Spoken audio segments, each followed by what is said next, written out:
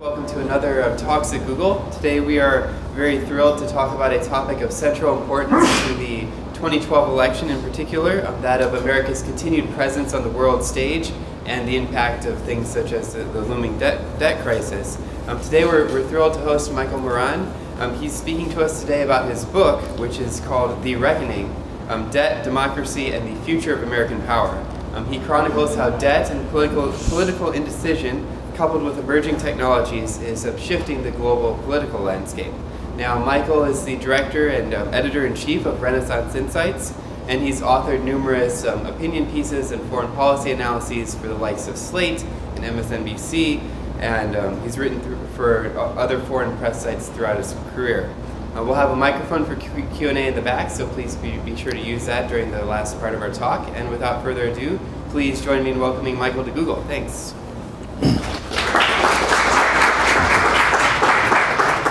Thank you, Cliff, and thanks everybody for taking time out of a beautiful day. I know what it's like. I used to live in Seattle.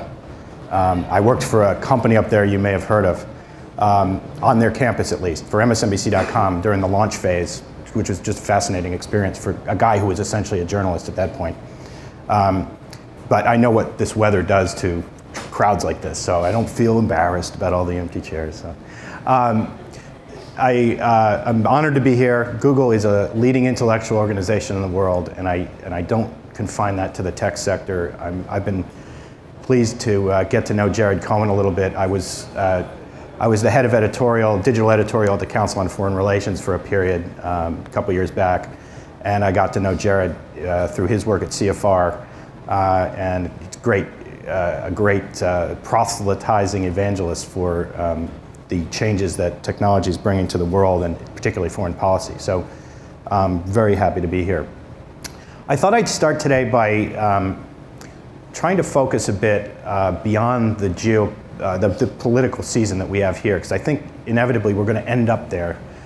It's going to funnel our conversation in that direction, in part because American electoral cycle, which doesn't ever seem to end now, produces such a small opportunity for a recently elected president to do anything far-sighted before they have to start running for office again, or at least help their party retain the midterm election advantage.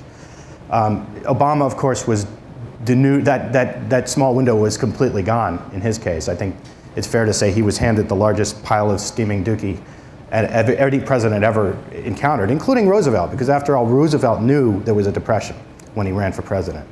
Obama, it seemed to dawn on everybody sometime between his election and his inauguration that these were serious problems.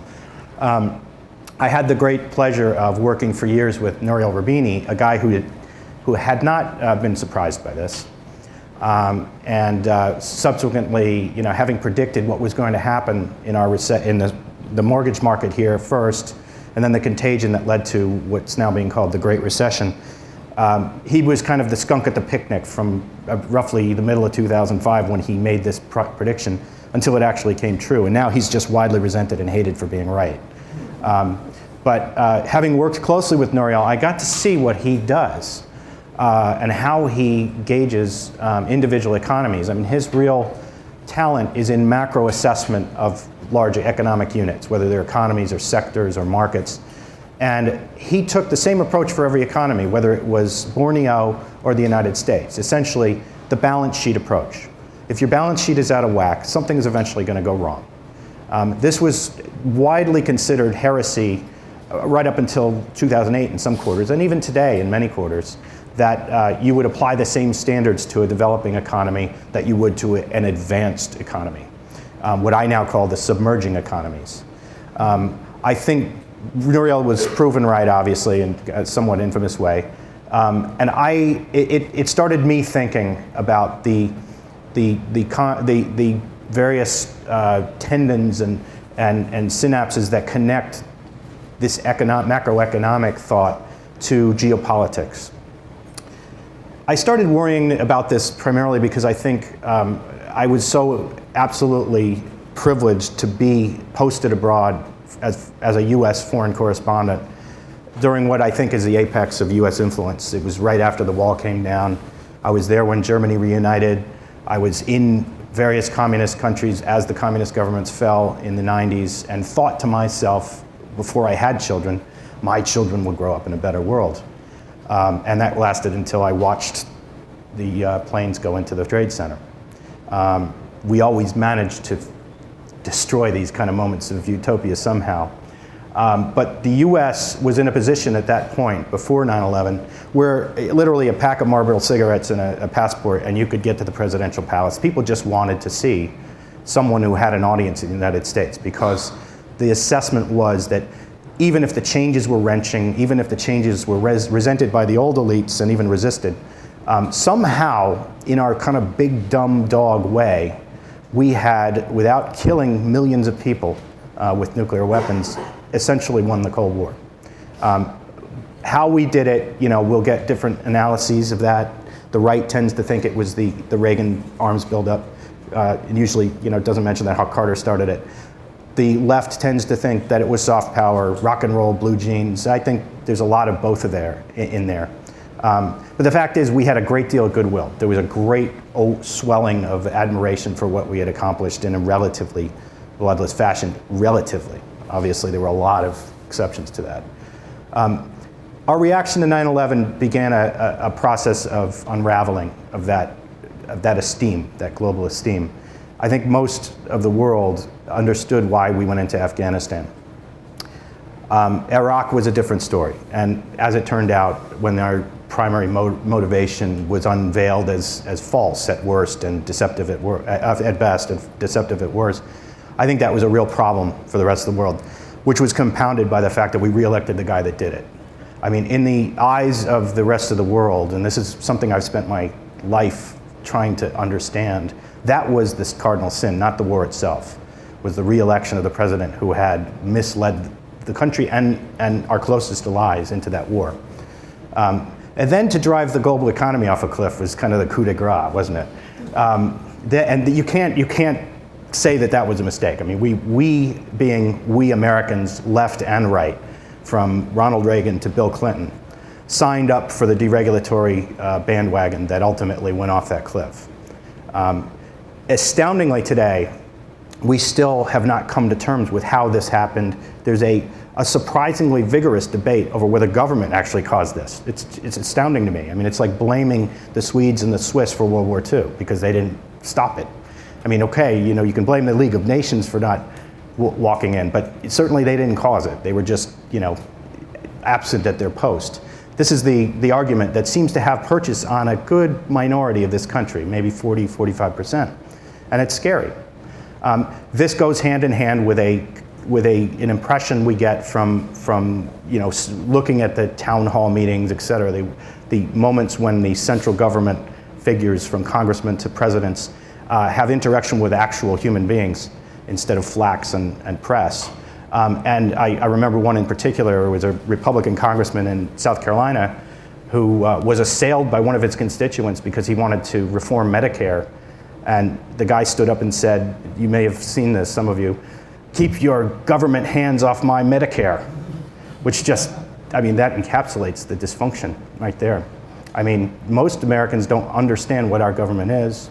They don't understand what their tax money does, and what the line between government benefits and benefits for other people is very blurry. Somebody once said, big government is the government that gives money away to other people. Small government is the one that gives it to me, right? Let's broaden that out, though, and talk about the US place in the world. So we have a branding problem. We are now running around in modest recovery mode economically, kind of expecting the world to welcome us back as the leader. American leadership is taken for granted because we're exceptional, right? And this takes on various tones of kind of messianic tones, depending on where you are in the political spectrum. But pretty much all Americans, starting in second grade, are taught that some great power is pushing us forward to lead the world, so that everybody someday can have a Carvel in their backyard, or at least access to the internet, which isn't a bad thing. There's a lot of good and a lot of bad in that. But the exceptionalist myth goes hand in hand overseas with something that has been the totem for the foreign policy the foreign policy community in the US since World War II, which is stability. So think about that word for a second. Stability is an important thing for servers, obviously. It's nice to have stable servers.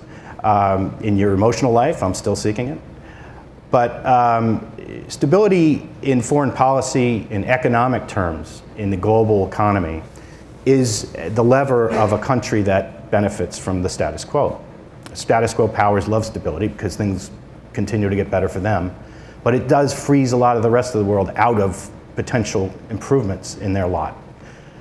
The United States is now devoted as vigorously as ever, if you look at the comments of the State Department, whether you go back to Bush's term in office or look at the Hillary Clinton State Department, to this term stability. We want stability. And yet stability is exactly what we don't have in the modern world, where this is a world profoundly in transition. So the United States is essentially pursuing a policy which bakes in brittleness, which will become unsustainable as we continue to do things we've done since 1945, militarily, essentially attempting to keep the balance of power in Europe and Asia and in other sub-regions of the world from getting out of whack. We do this by suppressing the need for national governments in those regions to take responsibility for their own security. Now, during the period post-45 to, let's say, 1999, 2000, we could afford to do that. As Michael Mandelbaum says, the costs of doing these things were essentially rounding errors in our budget. We didn't notice. It was a cost of doing business as the world's Superman. We can't afford that anymore. And it's becoming clearer and clearer to those who feel repressed by it.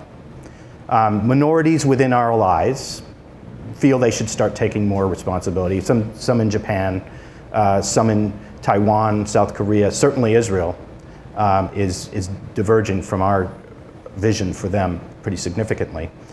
More importantly, though, you're seeing it in the American political debate for the first time. The Libya mission was a very interesting debate. It ultimately came down to the last desperate cry of the anti-war movement everywhere, which is the War Powers Act, which Republican or Democrat, the president regards as irrelevant and unconstitutional. It's the first thing I think they tell them when they win the office. By the way, that thing doesn't matter. But before that, the argument from left and right was about money. That was the first time in my life that I can remember a proposed American military adventure being debated in terms of what it would cost us and the cost-benefit analysis to things we could be doing with that money here versus there. An even more profound example of this coming brittleness was what happened to Georgia in 2008. Georgia is a country like Israel and Taiwan and many others, which essentially had been told quietly without a formal treaty that, don't worry, we've got your back. Don't worry. Nothing bad's going to happen to you. You'll be in NATO someday, as a matter of fact. When things, hit the fan, it turned out that was all talk. In Georgia, the cost to the United States is relatively minimal. It readjusted U.S. views of Russia a bit, but it was a reality check that I don't believe filtered far enough into the brain of the United States. You got to wonder at some point what it is we would sacrifice to defend South Korea and Taiwan. And yet we have issued absolute blanket security guarantees to these countries, both of which are completely capable of building the types of military forces and taking the kind of steps, more importantly, diplomatically, to adjust the security environment in their regions. Again, I think we are sustaining an unsustainable status quo in all of these regions. In Europe, it's absurd that we have, the number of bases in Germany is still astounding. There's a brand new ski lodge completed in 2003 for the hard-pressed American troops and their families to take vacations. Now, I don't begrudge them that, but why not send them to Chamonix, right? Would we have to build a US military ski base at Garmisch?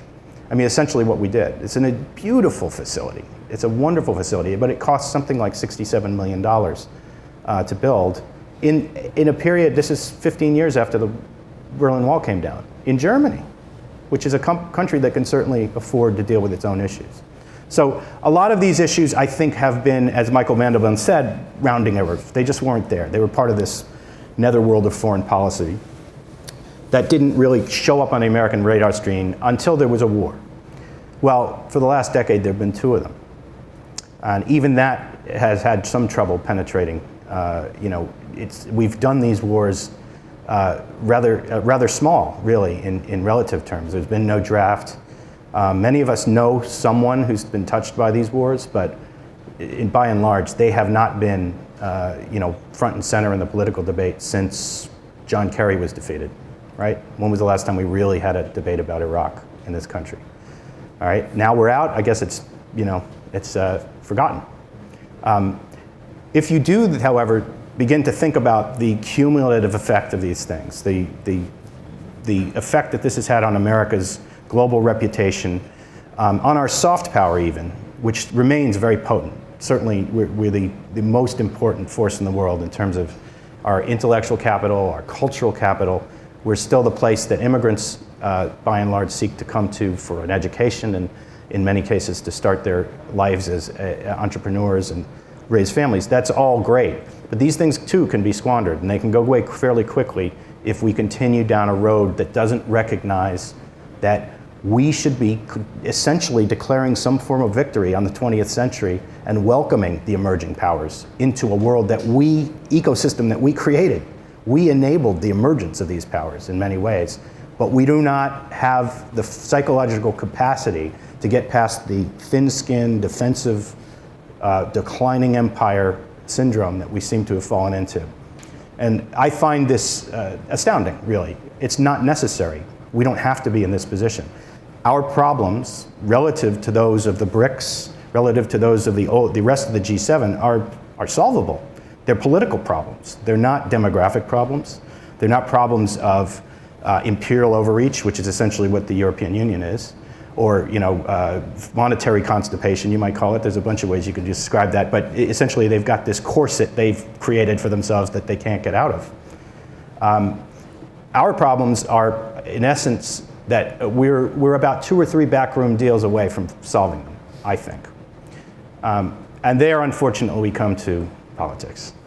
At the moment, my own feeling is that failure will be a wonderful thing for those who pursue the wrong policies in the United States, because it seems in this current environment the only thing we can possibly grasp is failure. I mean, abject failure of our macroeconomic policies in 2008 brought some realization that we needed to change a bit. The downgrading of the debt last year didn't do anything. But I think a couple more episodes of that would cause real pain in the United States. And at that point, these conversations will have to be had. So I'm on the record here. If you look Democrat, Republican right now, I'm pretty disappointed in the Obama administration, primarily because I think they should have put down a marker early on that drove home again and again what they had inherited. And lowered the expectations of some kind of it. They should have dismissed out of hand the idea that we were going to bounce back. This is a balance sheet recession. Historically, this means years and years and years of sluggish growth. And indicators, macroeconomic indicators that don't necessarily reflect the real pain in the economy. For instance, the unemployment rate doesn't show 7 or 8 extra % who have been discouraged and they're out of the labor market. The Obama administration took the high road as it is its want, and they're paying for it now because now the problems have been hung around its neck. That's too bad, but that's a self-inflicted wound as far as I'm concerned. The other thing that I'm disappointed with is that when the country gets into this situation, a situation where somebody's got to demand sacrifice of all across political spectrum, it helps to have developed a figure of moral authority in the center. At various times in the last century, I think Franklin Roosevelt was that person at one point. I think even Reagan was that person at one point, regardless of what you think of his politics. When he talked after the Challenger blew up, when he talked about Iran-Contra and even falsely said he knew nothing about it, people believed him because he was that figure. He had cultivated that figure, that reputation. And like it or not, we still live in this bizarrely paternalistic world where our country looks to the president to have that moral authority. And when he doesn't have it, they see it, and it makes the presidency enormously less effective. And it makes every effort by the president to be effective look like scheming, tactical pettiness.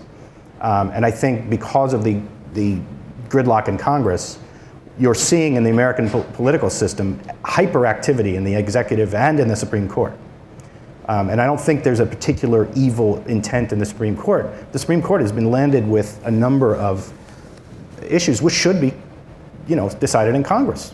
Many of them are political issues that Congress can't decide, and so they punt to the non-elected branch of government, where at least the political fallout doesn't cost them their jobs. So they have really nothing to lose to push the ball forward one way or another. In some ways, you could argue either way would be better than allowing these debates to go on and debilitating the larger macro politics. I don't want to get too deeply into electoral politics, but I'd love to take some questions on it if you have some. I think the basic conceit of this book, though, is I fear that the brittleness that we are encouraging in American foreign policy will lead to something akin to a Lehman Brothers moment in geopolitical terms. And by that I mean, we should be planning the unraveling of American influence around the world. We should be figuring out who the responsible parties are, where are the absent institutions that need to be developed before U.S. influence begins to draw back and the shoreline and all of its little conflicts that are centuries old bubble up again. These things should be thought through. If this happens in an uncontrolled way, once that begins to fall apart, you'll never get back out in front of it again.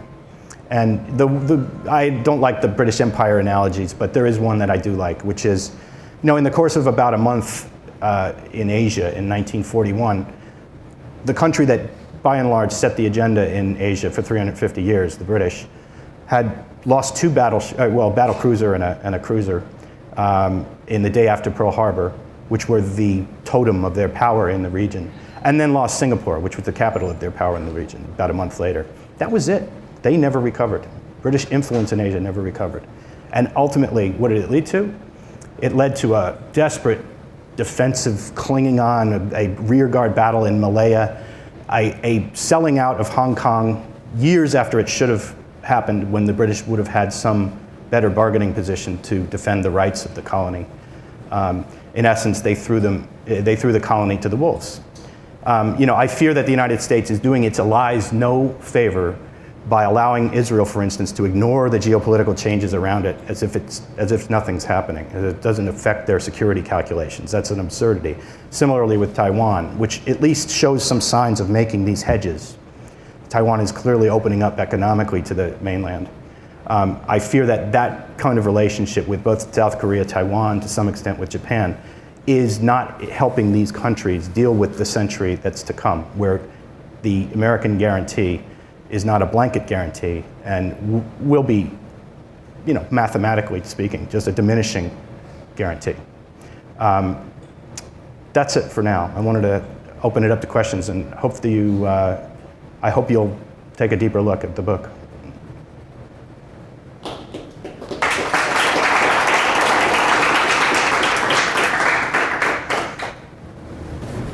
So you say that we're 2 or 3 backroom deals away from solving the problems, and the problems are political. What has changed? Why doesn't politics work anymore? That's a very good question. Why doesn't politics work anymore? I think the primary obstacle right now is that there are more than one Republican parties. There are 2 and possibly 3 different competing forces within that party, which have prevented the leadership of that party from being able to enforce what's called the whip on key votes. So here, let's give a simple example.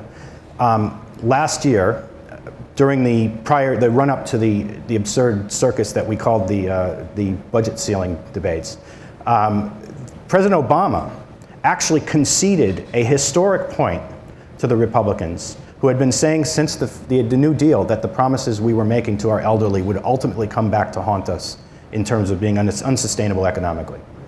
They were, broadly speaking, macroeconomically speaking, correct.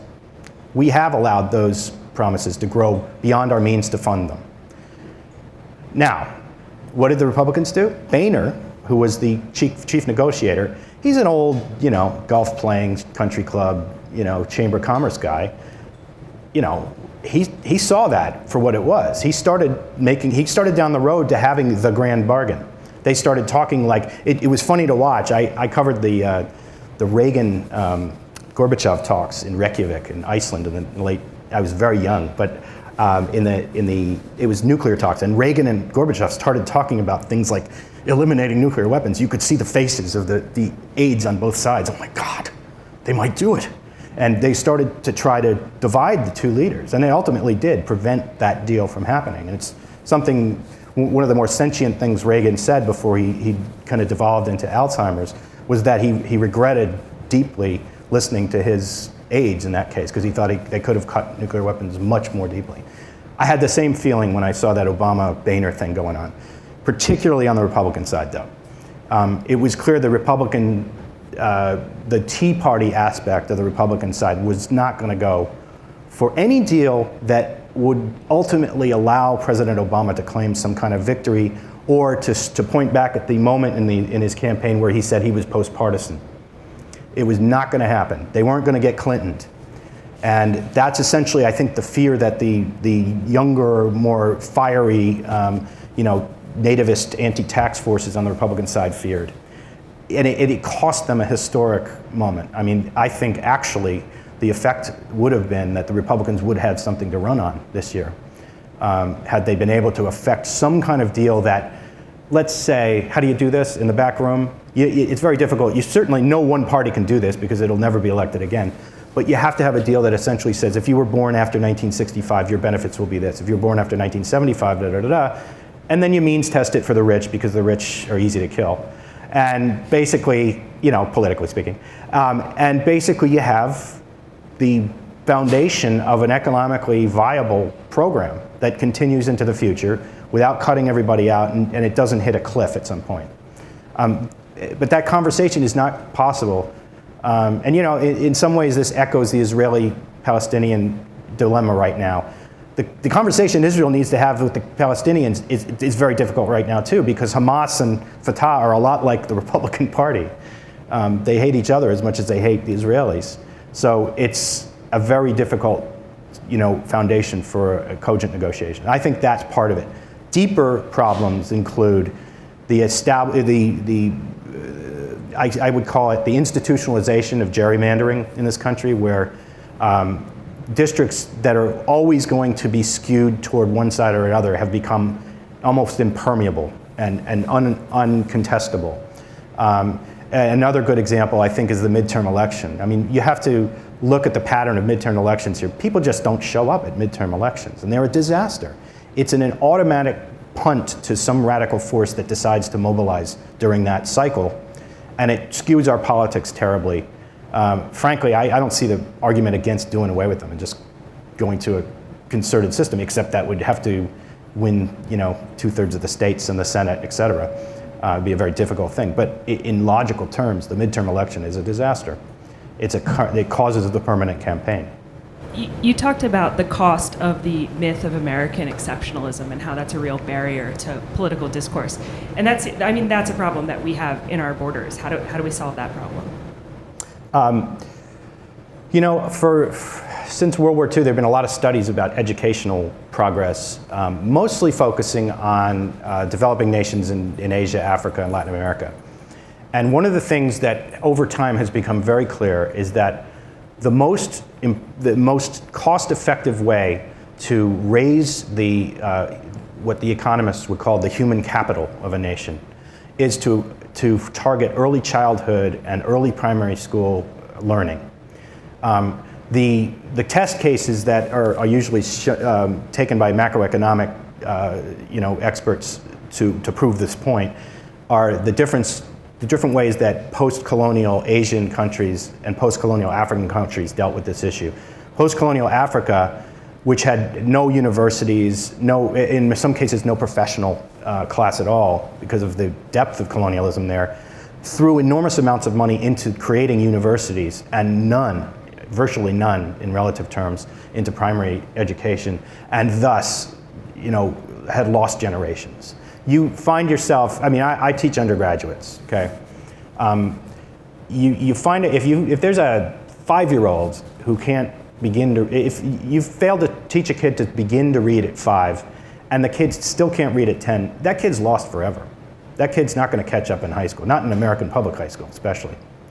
So you need to make sure that the foundation for learning is there. I think that's the beginning, and some of these problems are not backroom deals. Some of these problems are generational changes in both our psychological self-image, the idea that it's okay to kick around the continent-sized country. We don't have to be everywhere all the time and poking our nose into everybody's business. There are other people with bigger, I thought the lead from behind in Libya was wonderful. It's not our backyard, right? It's an asterisk in the international oil market forces. Let the Europeans do it. We should, unfortunately, we had to supply all the intelligence, all the heavy transport and much of the refueling, et cetera, and all the seriously, they ran out of, I think, JDAM bombs at some point, and we had to restock those too. But that's part of the problem. So, I think that, again, to get back to your original point, the domestic priorities of the country need to start learning from history instead of allowing political rhetoric to drive things. One more thing I would say about that very quickly. Corporations, as you know, probably Google and Microsoft at the top of the list, are sitting on gargantuan piles of cash. They need to be, as much as the US household sector needs to be deleveraged, corporate sector needs to be releveraged. Tax policy needs to change to force incentives on corporate America to spend that money, either on job creation or something else. It should be, I'm not a fan of punitive tax levels, but I don't think as currently structured, there is a great deal of incentive for a company that worries about the ultimate stability of the economy after 2008 to spend down some of these war chests. And that would be very welcome injections of stimulus into the economy. Yes? So back to domestic politics. Yep, I hear you. So it used to be in the 50s that there were some Republicans that were more liberal than some Democrats who were more conservative than they were. And we don't have that anymore. You said something about the institutionalization of gerrymandering, but what I think you mean is that we've reached a point in society where people can now pretty much live wherever they want and do whatever they want, and so they tend to move to places where there are other people like them. And so the Bay Area becomes known as a liberal place, and so it attracts more liberals, and Boulder, Colorado becomes known as a conservative place, so it attracts more conservatives. And this gets reflected in the people that we elect, not because the districts are necessarily bad, although they might be in some cases, but because they're just simply more one-sided to begin with. And so we wind up electing more polarized people to Congress, and now our Congress is more polarized than it has been since about the 1850s, when I think a duel once broke out on the floor of the House of Representatives between a couple of House members. And that all ended in a civil war that killed 2 million people and caused death and destruction all across our country. And I can only wonder if a similar crisis won't occur simply because we have the same situation and no way to depolarize. Yeah, I take your point. I'm not that gloomy, I don't think. I think, even though I worked for Dr. Doom, I'm not mini Doom. I think my sense of it is that when I said institutionalized gerrymandering, I mean that it's actually engineered by state legislatures for very partisan reasons, and they have been allowed to get away with it because the Supreme Court has essentially given them a pass to do it. I also think that the atomization of our media, largely due to new media, has destroyed some of the few places where we used to go for consensual opinion making. For instance, the evening newscast, which now seem absurdly vanilla to us. And I'm sure none of you watch NBC Nightly News or any of those type of shows. But they had their value. It was a kind of central town hall where you could disagree with the take that was being given, but you would never be spoon-fed the same thing every day on the thought that this would encourage you to come back next day. See, one of the things I think media has a lot to answer for is what I call the Al-Jazeera, Roger Ailes theory of media, which is, I'm not sure which one learned from the other. I think Ailes learned from Al-Jazeera. If you tell them what they want to hear, they're going to come back tomorrow, right? So in Al-Jazeera's case, it included telling the truth because their competitors were these inert state broadcasters who were basically propaganda mills. In Fox News's case, Roger Ailes, because he's a fellow traveler of this segment of the audience, felt that there's 38% of the American public who can't stand the liberal media. 38% is worth it. That's an advertising budget right there. Let's talk to them. And so they do. But imposing that was a very alien model on American media when it first arrived from England, frankly. And it's not alien in Britain. I mean, the finest papers in Britain are very partisan. The Guardian, the Telegraph, on the two ends of the spectrum.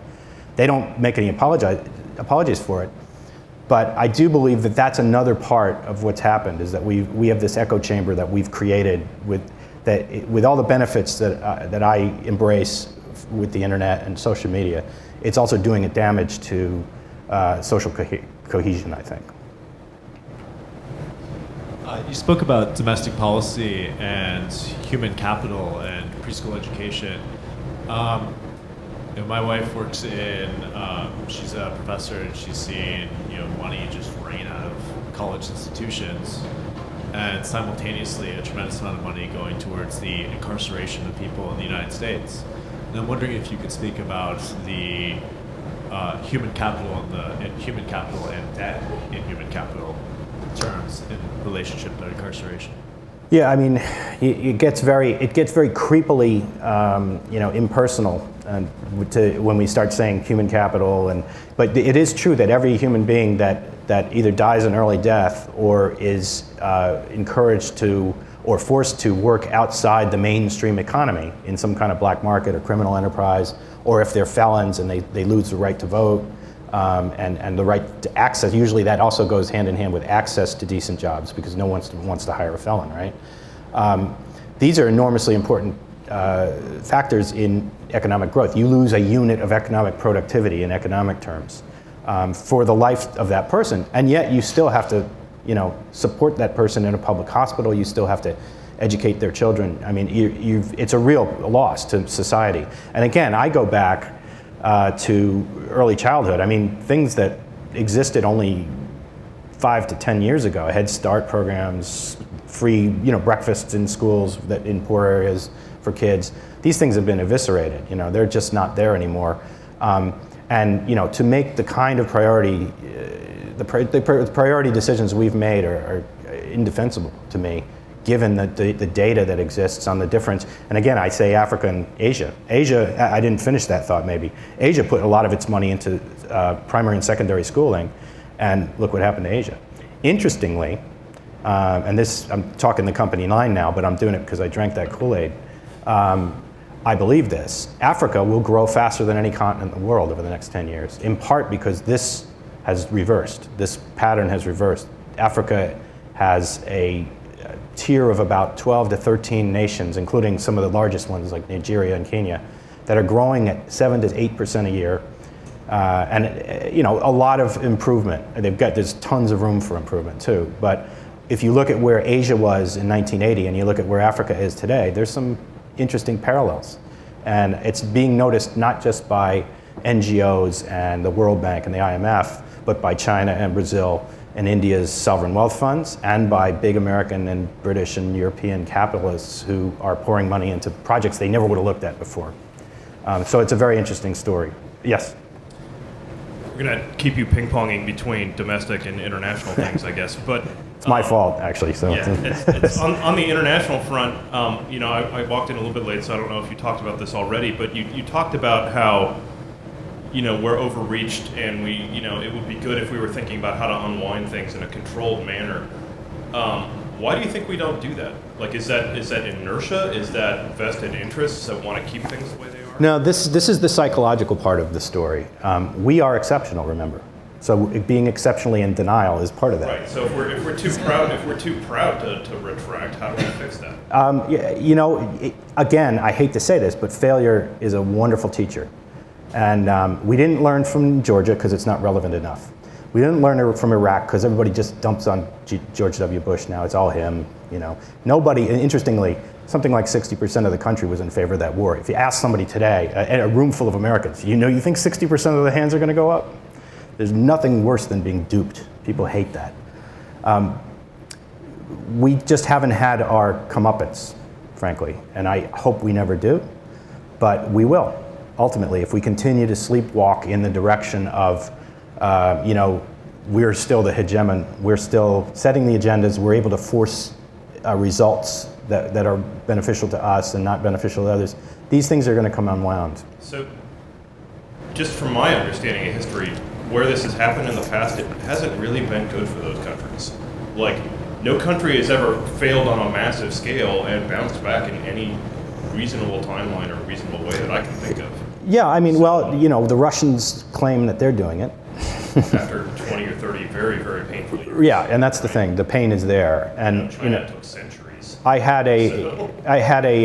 Well, you could argue the Japanese maybe, Right. but that's another. Again, making these type of analogies, there's such eccentricities of economics and regional, geographical, and demographic stuff and cultural issues. It's very difficult. But I would say, I got a question last night, or 2 nights ago at Seattle World Affairs Council along these lines, offering the idea that the British were a good example of how it's done right. And the person had a suspiciously British accent. And, you know, just to take that example, well, the British, first of all, you know, for I'd say 15 to 20 years after World War II, were still on rations, food rations. I mean, there were some food rations in the early 60s. They deindustrialized at an enormous pace, and it still shows up in the relative strength of British industry, which was once obviously the king, and not that long ago in many industries. Manufacturing is about 8% of British GDP. That's unbelievably low. In the United States, it's 12%.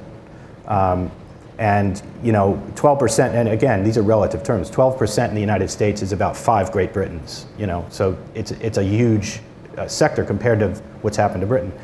On top of that, you know, if you look around the world at the problems that haunted the 20th century, now I don't want to sound like my father's son. He born in Ireland, and, you know, he was no fan of anything British. But I worked at the BBC, and I rejected that nonsense. But if you look around the world in the 20th century, at South Africa, at the problems in Northern Ireland, at Palestine in particular, Kashmir, you know, a lot of these things were the result of the unraveling in an uncontrolled manner of an empire that was arrogant enough to think they could keep it all together. They left time bombs everywhere. And I did not even getting into Africa. You know, absolutely arbitrarily drawn borders that still haunt those countries. Nigeria should be, on paper, a superpower and a brick. It may well get there, but it has really difficult ethnic and cultural problems, religious divide. And that is, you know, very much a part of the British creation of that particular colony. So I think, you know, to argue that this is doable in an uncontrolled way and that it'll all work out is kind of silly. And I think the United States just doesn't look at itself as affected by things like gravity and you know, things like history. We are exceptional. We float above these things because you know, some part of our electorate thinks it's because God has ordained us to be so. And others just think that, well, you know, we are the ultimate expression of science and knowledge and democracy, and therefore clearly in evolutionary terms we're destined to be that. So whichever way you get there, a great number of us and a shocking number of the smart ones think this. And I just don't feel that. I feel like gravity exists. I'm getting older, it reminds me every day. Yes? So it may sound a little flippant the way I phrase it, but Is the average IQ of this country decreasing? Or put another way, why aren't the smart people in charge anymore? Why don't the rest of us listen to smart people like who write books, right? Or do we resent the smart people? What's going on? There's a couple of different currents. I'm getting a little out of my depth here talking about smart people, but there are a few currents at work here. I think there's a very profound anti-intellectualism that took hold during the years prior to Ronald Reagan's election that really kind of got supercharged during the 80s. Whereas, but it was really prevalent also in the Democratic Party during the 60s, where pointy-headed liberals were dismissed. The far left, the people who don't like the Vietnam War were dismissed by the Johnson wing and the Humphrey wing of the, Humphrey, that's unfair, Johnson of the Democratic Party. I think, though, that was really this long period in the wilderness that the Republican Party spent after Roosevelt's electoral victory. Their real victory during that long period up until Richard Nixon's election was Dwight Eisenhower, who was about as nonpartisan a Republican or Democrat as you'd ever see. I mean, he had basically been the man who saved humanity as far as that generation was concerned. He was the general who beat Hitler. So, and he wasn't particularly ideological. So I think that what you see in the intellectual impact, the impact that history has had on the Republican Party is that it has empowered ignorance in a lot of ways. And I always used to joke that the 11th Bill of Rights is the right to be ignorant. It's the one we exercise the most freely here. But it is. I mean, you're allowed to be completely stupid here and say things. And it's my right to say that, isn't it? It's very hard to cross a line in this country anymore.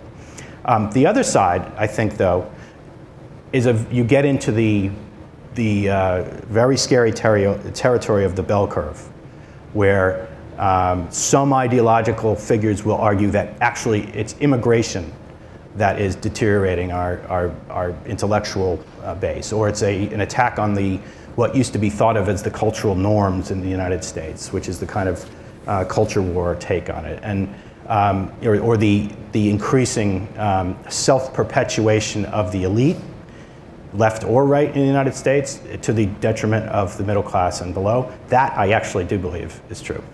And I wish I had. I couldn't find the chart that I saw the other day. I was going to put it up here. But it is a relatively uncontroversial fact that since about 1960, the middle classes in this country have lost ground versus not even the 1%. That's just a slogan. The 1%, of course, I think that would be true anywhere. But they've lost ground vis-a-vis those who make over $200,000 a year, who I don't regard as middle class. I'm sorry. That's a pretty good salary. Everybody here seems to think they're middle class in this country, which is a great, both a victory for democracy, but it's an absurdity too. I think the way I describe this, I think the middle class has had its boiling frog moment in this latest financial crisis, because the bubble economy, first of the tech boom and then of the real estate bubble, it absolutely shielded from view the extent to which actual real income and real disposable income for hardworking two-income families had continued to decline during this period, while the top end had skyrocketed, and taxes for those people came way down. And this was all supposed to be redistributed in a magical trickle. And that magical trickle, I can imagine, I've seen some fountains like that in swimming pools. It doesn't happen. I just don't see it happening. And I think that the middle class is waking up to that. And I think that is what you're seeing in the Tea Party. If you take your question and then apply that to the anger that it legitimately engenders, the Tea Party is essentially angry about that. They're not expressing it intelligently, but neither, frankly, is Occupy Wall Street. They're angry at something very similar, and their prescriptions are absurd. They're wonderful theater, and they're great kids. I met a lot of them, but there's no viable prescription there for fixing any of it. First of all, I have sort of a comment on something, the collapse of the British Empire. saying that so a lot of places failed. I'm not British, just in case. That's all right. It's an accent. I love the British. But so a number of places they kind of pull out, and things are pretty bad there. On the other hand, on the other side of the equation is that there's not a lot of countries where they also pulled out on good terms, and those countries are very stable. Right? Give me a few examples. I'd like to, just so we're on the same page. Australia, New Zealand, Canada. Yeah. But these are plantations.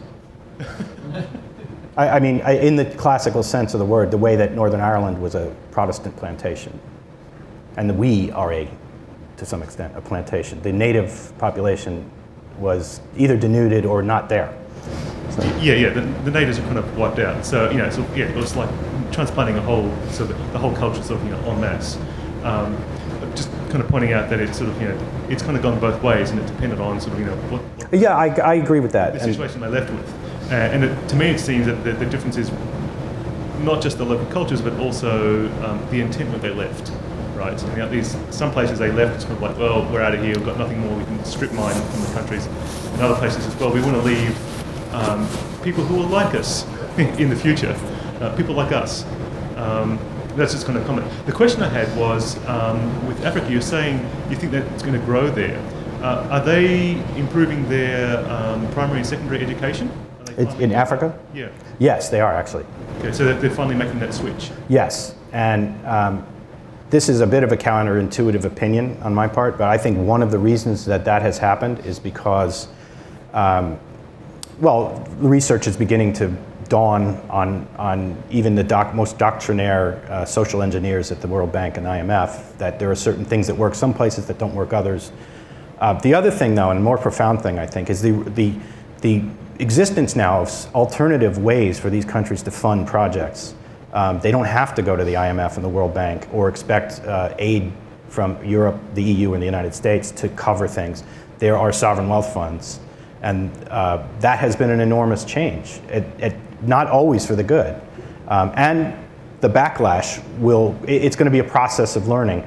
China's investments, for instance, in Zambia were done under terrible terms for Zambia in terms of negotiating terms, because Zambia was getting rolled, essentially. But China put a lot of money into Zambia, built a lot of infrastructure, but did it with Chinese labor.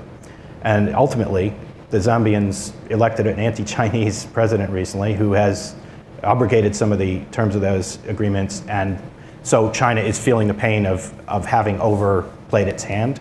So I think this is going to be a process that, as these governments mature and as their economies mature, and this is an important fact too, a lot of this, we tend to think of Africa as an extractive play. These are just commodity plays. They have either diamonds or gold or bauxite or oil.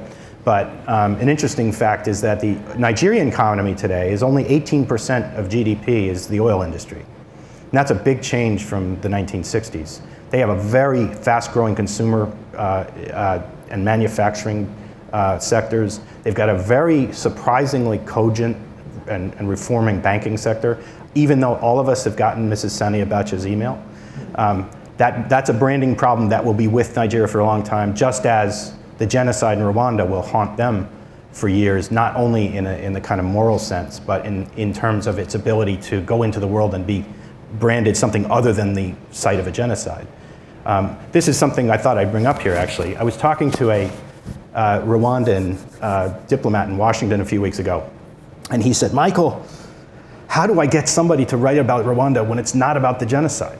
I mean, and this is a problem that I'm glad Rwanda finally has, right? They've moved on, and they're growing, and they have a pretty good, stable economy. They've, governance issues, but, and I said, well, let me do something. And I put my iPhone up and I typed Rwanda, and Google very helpfully suggested, before I even got to the D, Rwanda genocide. Now that's a branding issue. I don't know whether they need to appeal directly to you guys, but I thought that was kind of interesting. Yes?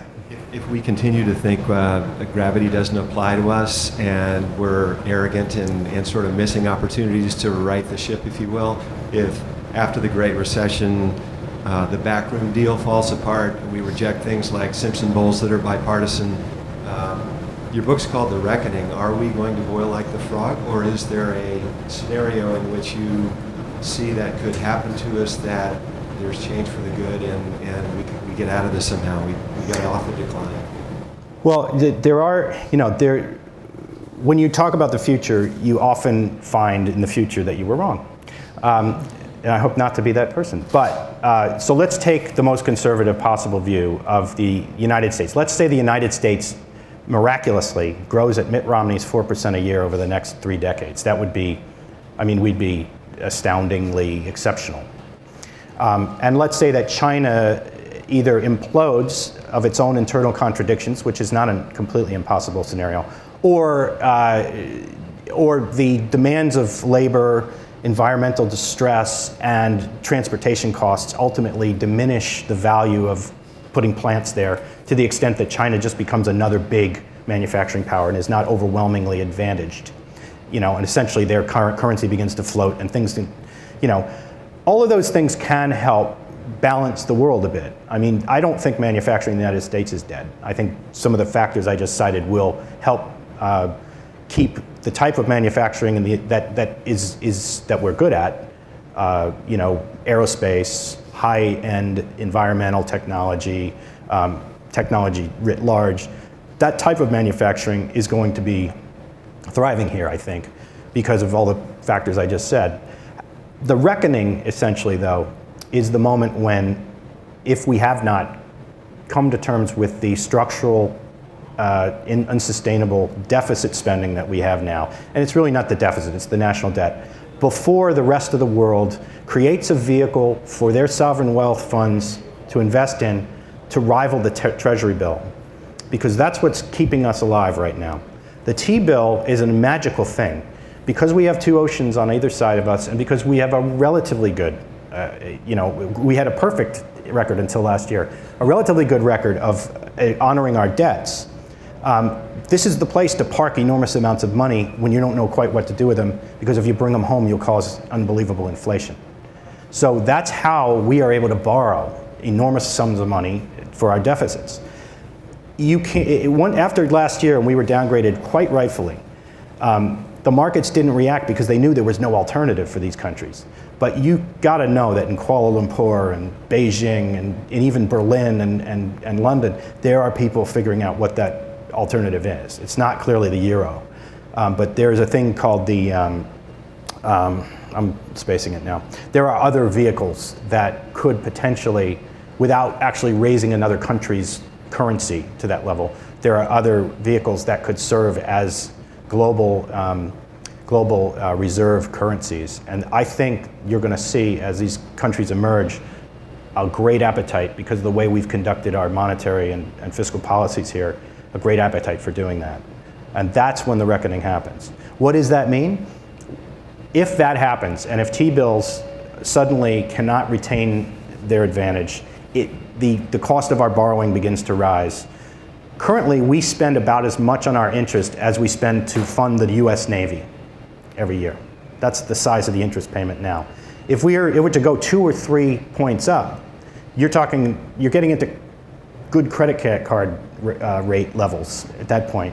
You've got a problem, because we can't pay that down. It becomes the size of the Pentagon's budget. And this gets worse. Global markets tend to follow the herd. We could see a situation where we begin, as Greece and Portugal did, and as Spain and Italy may, we begin to lose control of our economic sovereignty. And the decisions about whether to build a bridge, or whether to build a new class of aircraft carriers, or whether to invest in education versus scientific research there are other people at the table now making those, because they say, no, pay the debts first. And we've been doing that for years to countries all over the world through our lock on the IMF and World Bank. It could be quite a comeuppance for us. And I think that's a very dark and minority scenario. I don't think we'll allow it to get there, but it's not impossible. And it's certainly a great example of this historically. When the Israelis, the French, and the British attacked Suez in 1956, Eisenhower was in office. He was pissed off for a variety of reasons. One, the Hungarian Rising was going on and he had other things to do. And he wasn't told about it, number 2. And so he immediately called the British and he said, we're going to take all our money out of pound sterling tomorrow. it's over for the British if they do that. And rather than see that happen, now there are very few written pieces of evidence to suggest this happened, but there are plenty of historical pieces of evidence that paint that picture. Essentially, the British pulled out the next day. The war was over. Egypt kept the canal. That's essentially what happened there. That is the kind of, and that type of leverage has been used in the past against French, against the Germans, and it will be used against us ultimately if we're not realistic about this. And again, I don't think these are unsolvable problems. I think they are, but it requires a mea culpa from both parties and a decision to take on the political heat together to fix this. Interestingly, it's happening in Italy right now. What do they have? They have a government, a nonpartisan government. Imagine that here. Who would you appoint? You know, I think Sergey Brin would be out because of his birth, but you know, there would be some kind of panel of elder types who would clean this mess up. Felix Rohatyn did it for New York City in the 70s. I don't want to get there, right? We want an elected government. There's beauty in democracy, but we need it to work. Nope. I don't know how much more time we have, but one more question I'd like to ask. What's your take on the fact that we seem to have conflicting economic theories and nobody will admit that they're right or wrong in this country, to the extent of you've got the Ron Paulians of the world who seem to be getting this bigger mass of people who say, oh, we should go back on the gold standard. And, you know, there's another class of people that says, well, what are you, insane? Like, this was disproven 80 years ago. And if we can't even get agreement over this sorts of things, how do we figure out some of these international economic problems like this? Well, I think, not to be redundant in but I think early childhood education would be a good start. I think one of the problems is that the average person has over the years hoped that they are electing people who have some clue about economics and are on their behalf making educated decisions about things like this. And unfortunately, that seems to be less and less true, in part because the world is much more complicated than it used to be, and an illegal education doesn't prepare you for macroeconomic dilemmas, right? And most of our congressmen and even our presidents are Yale-trained lawyers, let's face it. You know, the presidents tend to be Yale or Harvard lawyers. The congressmen tend to be either small businessmen, which is at least some brush with reality, or they're lawyers. And God, I love lawyers, but it doesn't give you a rounded worldview. You have to go get that separately. So I think part of the problem is education. The other part, though, I really believe is that economics is not a science. Okay? I came up through journalism. Journalism is not a profession. It's a trade. It's like landscaping. You know, you can learn it best by hanging around with people who do it well. Yes, you can go to Columbia J School. I was a fellow there. It's wonderful, but it's a luxury. It's a luxury item. It's a networking club for people who want to meet important editors and get jobs after their year at Columbia J School. I'm not sure, other than the wonderful philosophical opportunity to discuss it, I'm not sure it really is teaching you how to be a journalist. That's a very kind of trade-oriented thing. Similarly, I think that theory in economics is a very malleable thing. It's a debate more than a profession, more than a science, sorry, a debate more than a science. And the right has been tremendously good at creating a kind of faith-based economics that is laden in inspiring liberty-rooted dogma that to take on is to challenge some of the basic narrative of the United States itself. And that has created a school of American economics that I think feels as though they are pursuing and advancing a higher cause by distorting and by simplifying to the point where the average person thinks that tax cuts will ultimately, for the rich, will ultimately benefit them, though they will never get anywhere near that bracket. So I really feel that that's true. On the other side, doctrinaire, Keynesian economics is also often akin to a religion and can be very, very constraining. Though I'd say it's been less wrong than to pick on somebody, John Taylor of Stanford. That's where I would be on that. That was a great speech. Thank you for stopping by, Michael. Well, thanks everybody.